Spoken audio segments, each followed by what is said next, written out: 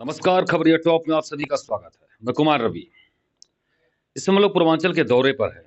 शासन प्रशासन से जुड़ी तमाम गतिविधियों के बारे में, सांस्कृतिक गतिविधियों के बारे में, लोगों के खान पान, रहन सहन, प्लस लोगों के मिजाज क्या हैं, शहर के, गांव के, मौसम के हालात क्या हैं, खेत खलियान के, हर तरीके से आपको रूबरू कराते रहे हैं। खबरों से लगातार अपडेट कर रहे हैं। इस समय हम लोग प्रधानमंत्री नरेंद्र मोदी के संसदीय क्षेत्र में हैं। बाबतपुर हवाई अड्डे के पास हाईवे पर, यहाँ पर संभागीय परिवहन कार्यालय आरटीओ ऑफिस बनारस का है। और आज हम यहाँ देखने आए थे अचानक कि यहाँ पर किस तरह की कार्यप्रणाली हो रही है। परिवहन विभाग, लखनऊ राजधानी, वहाँ से जो शासनादेश जारी होते हैं, जो वहाँ से आदेश जारी होते हैं, किस तरीके से उनका क्रियान्वयन हो रहा है। तो यहाँ पर एंट्री करते ही सबसे पहली बात जो सुबह पता देखने में आई कि लोग अपनी सीटों पर देखने को मिले, और साथ ही साथ तमाम पार्किंग में जो है तमाम ऐसी गाड़ियां धूल फाकती हुई खड़ी हुई नजर आई।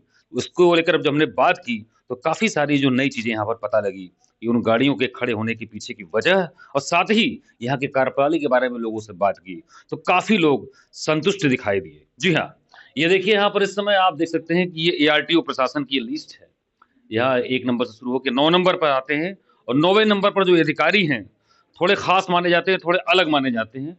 और सवाल ये है कि अलग इस तौर पे माने जाते हैं, लोग कहते हैं कि ये राजधानी लखनऊ में भी कार्यरत है, और कहते हैं कि समय के बड़े पाबंद हैं।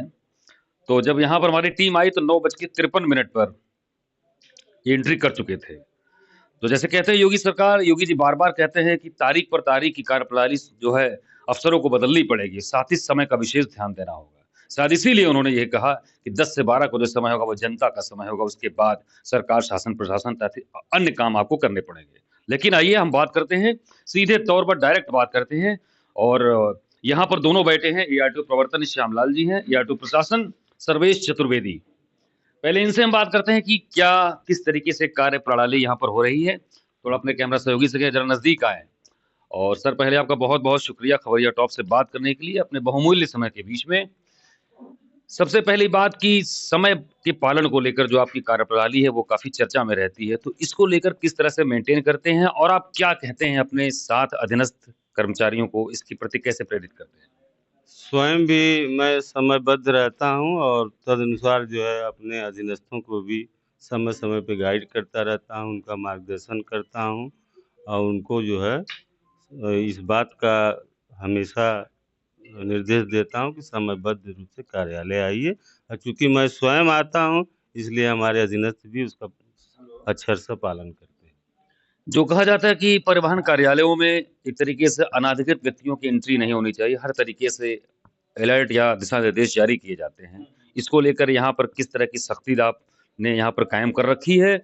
और जो आवेदक आते हैं, चाहे टैक्स जमा करने के संबंध में हो, चाहे ड्राइविंग लाइसेंस के संबंध में हो, चाहे सारथी पोर्टल के संबंध में हो, उनको लेकर किस तरीके से आपने, प्लस जो इनके लेकर जो कार्रवाई जो करनी चाहिए, किस तरीके से आप इसको देखते हैं आप? मैं समय से आकर के मैं दिन में लगभग 2 से 3 राउंड स्वयं भी लगाता हूँ और पटल पे जा कर के देखता हूँ उनकी कार्यप्रणाली कैसी है। आने वाली जनता का समयबद्ध जो है उनके शिकायतों का निस्तारण हो रहा है कि नहीं हो रहा है। और स्वयं भी मैं 10 से 5 लगातार बैठता हूँ जब तक कि कोई जिला प्रशासन की कोई बैठक ना हो। एक खास सवाल जो लोगों के मन में, यहाँ पे मन मस्तिष्क में, जहन में रहती है सर, कि क्योंकि सही है कि स्टेट गवर्नमेंट का ये परिवहन विभाग, उसके तहत आप संचालित उनके अधिकारी हैं, लेकिन ये प्रधानमंत्री नरेंद्र मोदी का संसदीय क्षेत्र है। निश्चित तौर पर तमाम वीआईपी वीवीआईपी प्रोटोकॉल्स हैं, तमाम ऐसे हैं, लोग आते हैं। तो एक एआरटीओ प्रशासन की भूमिका को समझा जा सकता है कि ऐसे अगर वीवीआईपी अगर क्षेत्रों में आपकी तैनाती होती है तो किस तरीके से आप जनता और वीवीआईपी के बीच एक बैलेंस जो मेंटेन कैसे करते हैं आप? हमारे साथ जो हमारे अधीनस्थ 2 आरआई यहाँ पे तैनात हैं, जिनकी ड्यूटी मैं लगा कर के उनका इस्तेमाल करता हूँ और उनको लिंक अधिकारी के रूप में भी हमने नामित कर रखा है, ताकि मेरी अनुपस्थिति में समयबद्ध जो है आवेदनों का निस्तारण हो सके। एक और बात की सर, ट्रांसपोर्ट कमिश्नर साहब ने एक आदेश जारी किया था कि जो काउंटर पटल पे जो आपके जो यहाँ पर कर्मचारी है, जो जो बाहर एजेंसी से काम करते हैं यहाँ पर, उनके उनके जो है आई कार्ड्स वगैरह लगे होने चाहिए, ताकि बाहरी व्यक्ति को किसी तरीके से उनके बीच एक अंतर को समझा जा सके। तो इसको लेकर सर किस तरह से कार्रवाई आप करें? हमारे यहाँ सभी जो बाहर के कंपनियों से जो लोग हैं, स्मार्ट चिप के जो जी। कार्मिक हैं, उनको बाकायदे हमने पदनाम पट्टिका जी। लगा कर बैठते हैं और गले में आई कार्ड भी लगा कर बैठते हैं। ये थे हमारे साथ एआरटीओ प्रशासन सर्वेश चतुर्वेदी। इन्होंने कुछ बातें बहुत ही संक्षिप्त, क्योंकि व्यस्तता काफी इनकी है, बता रहे हैं। और जिस तरीके से उन्होंने बताया कि कार्यप्रणाली लखनऊ में भी कुछ इसी तरीके से, जब वहां पर बतौर आरआई वहां पर ये कार्यरत रहे। अभी फिलहाल ये एआरटीओ प्रशासन बनारस के उस पे पद पर, महत्वपूर्ण पद पर कार्यरत। आइए, हमारे ठीक बगल बैठे हुए दोनों एआरटीओ प्रवर्तन श्याम लाल जी, काफी सीनियर अफसर हैं यहाँ पर परिवहन के, और ये प्रवर्तन देख रहे हैं। सर, पहला सवाल आपसे जो है कि जैसे हमारी टीम ने एंट्री की तो यहाँ पर तमाम धूल फाकती हुई गाड़ियां दिखाई नजर आई, इसके पीछे क्या है?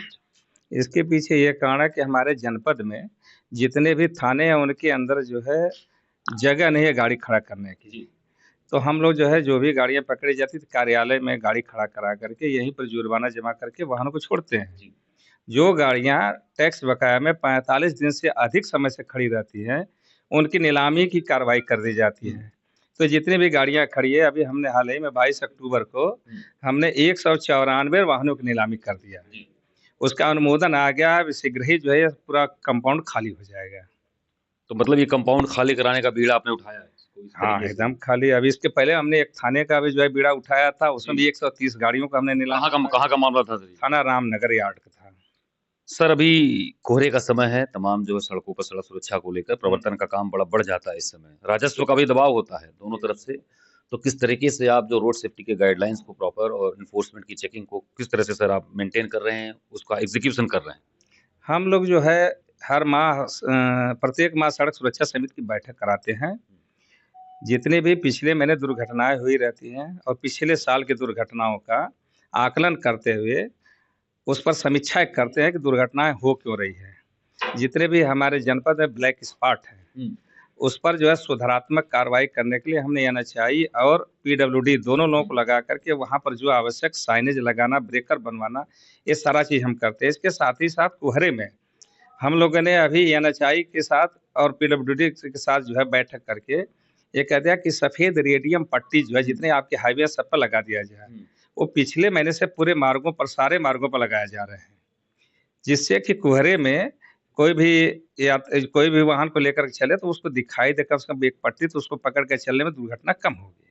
सर, मुख्यमंत्री योगी आदित्यनाथ सड़क सुरक्षा के, खासकर बच्चों की सुरक्षा को लेकर बड़े गंभीर रहते हैं। परिवहन आयुक्त महोदय, उनके जो है दिशा निर्देश हैं कि स्कूली बहनों के प्रति जो सड़क सुरक्षा अभियान वो चलना चाहिए, उसको लेकर क्या किस तरीके से? अभी हम लोग का जैसे पिछले माह जो है माह नवंबर जो चल रहा था, यातायात माह था पुलिस विभाग द्वारा, उसमें जो है सभी कॉलेजों में यातायात जागरूकता कार्यक्रम जो है लगाया गया था। उसमें बच्चों को जो है यातायात नियमों के बारे में जानकारी दी गई और हमारे विभाग द्वारा जो प्रत्येक स्कूल में रोड सेफ्टी क्लब की स्थापना की गई, जिसमें एक टीचर को जो है नियुक्त किया गया है, जिसका काम है प्रत्येक दिन एक तो जो है प्रार्थना के समय ही सड़क सुरक्षा के जो नियम है उसको जो है पढ़वा करके सबको जो है शपथ दिलाना। और दूसरा जो है यातायात नियमों की जानकारी भी जो है समय समय पर उनको देते रहना है। ये थे रोड सेफ्टी के रूल्स के बारे में बताने, और किस तरीके से बच्चों को, और जो बताया कि रोड सेफ्टी क्लब जो गाइडलाइंस में है वहाँ पर रोड सेफ्टी के प्रोविजंस में, उसको कैसे एग्जीक्यूट कर रहे हैं। हमारे साथ थे एआरटीओ प्रवर्तन श्यामलाल जी। आखिरी सवाल फिर पलट कर हम बात करते हैं एआरटीओ प्रशासन सर्वेश चतुर्वेदी से कि ओटीएस जो स्कीम है, जो शासन का जो था कि बकाया टैक्स वाले उनको जो है जल्दी से जल्दी निपटारे के लिए एक स्कीम शासन के निर्देश पर हुई, उसको लेकर सर क्या आपका वर्तमान ग्राफ चल रहा है? उसमें हमने जो जनपद में जो बकाया है उनको 2 श्रेणियों में बाँट रखा है। एक तो 5 साल से कम अवधि से जो बकाया है और दूसरा 5 साल से पूर्व से जो बकाया है। उस पे हमने सभी अपने स्टाफ्स को सूची बना करके उनको टेलीफोनिकली वार्ता करने के लिए और जब आवश्यकता पड़ने पे उनके घरों तक जा करके संपर्क करके जमा कराने का पूरा प्रयास किया जा रहा है। और अभी तक जो स्थिति है लगभग 2.5 करोड़ के आसपास हमने बकाया वसूल लिया है। निरंतर अथक प्रयास किया जा रहा है और उम्मीद है कि अच्छे परिणाम आएंगे। देखिए, सरकार का जो है था ये जनता की गाड़ी कमाई, उसके टैक्स के जरिए जो पैसे आते हैं, इस तरह के पैसे अगर सरकार ने, शासन ने यह एक विकल्प निकाला था, परिवहन अधिकारी इसमें लगातार जो है अपने अभियानों के तहत, अपने जो है कार्यक्रमों के तहत लोगों को जागरूक कर रहे हैं। जो भी पेनल्टी स्टेक होल्डर्स है उनको जो है हर तरीके से जागरूक के साथ-साथ उनको जो है बराबर जो है गाइडलाइंस बताए जा रहे हैं, जैसा कि एआरटीओ प्रशासन रवि चतुर्वेदी जी ने बताया और एआरटीओ प्रवर्तन श्यामला यादव जी ने, दोनों की तारतम्यता से विभाग, परिवहन विभाग का यह कार्यालय, स्थानीय कार्यालय जो है अभी बेहतर दिख रहा है, सब अपने-अपने काम में लगे हैं। दोपहर के तकरीबन इस समय 3 साढ़े सवा 3 बजने को हैं, तो अभी भी काम चल रहा है। आप समझ सकते हैं कि ऐसे समय में तमाम ऐसे परिवहन या तमाम ऐसे कार्यालय जहाँ पर केवल लंच टाइम के बहाने जो है सारे पटल को बंद कर दिया जाता है, लेकिन यहाँ पर अभी भी क्रियाशील है काम। हम लोग यकायक यहाँ पर आए थे, कोई बताकर नहीं आए थे या इसीलिए हम आए थे कि नहीं, मौके की हकीकत को, वहाँ की नज़ाकत को समझा जा सके। इसी तरीके से आप खबरिया टॉप की टीम के साथ बने रहिए। मैं कुमार रवि, कैमरा पर्सन अमित कुमार के साथ।